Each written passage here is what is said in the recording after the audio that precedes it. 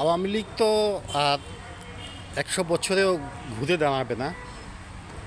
শেখ হাসিনাও আর দেশে ফিরতে পারবে না, এমনটাই তো মন্তব্য শুনে আসছি সম্প্রতি বিএনপি সমর্থক বন্ধুদের কাছে এবং জামায়াতের যে জঙ্গি সমর্থকরা রয়েছেন, তারা এ ধরনের মন্তব্যই করে আসছেন। কিন্তু এখন প্রশ্ন হচ্ছে, তাই যদি হয়ে থাকে, আওয়ামী লীগ তো শেষ হয়ে গেল, আর শেখ হাসিনাও দেশে ফিরতে পারবেন না। এখন প্রশ্ন হচ্ছে, তাহলে বেগম জিয়া পুত্র তারেক রহমান কেন দেশে ফিরছেন না? এখন তো আর তথাকথিত স্বৈরাচার শেখ হাসিনা নেই।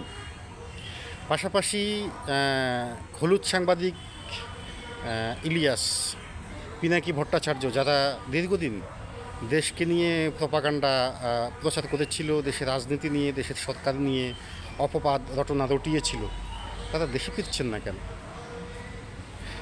তাহলে কি এমন প্রশ্ন আসাটা কি স্বাভাবিক নয় যে আমরা যে রাজনৈতিক সমীকরণ পাঠ করছি সেই সমীকরণে ভুল কিছু রয়েছে?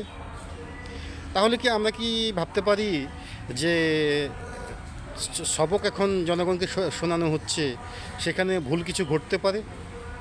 এমন কিছু ভাবাটা কি আমাদের অন্যায় হবে? যে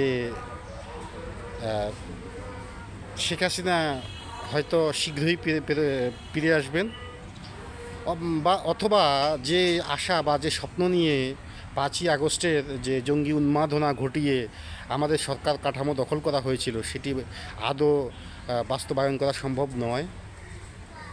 আমরা কি এমনটা ভাবলে অন্যায় হবে?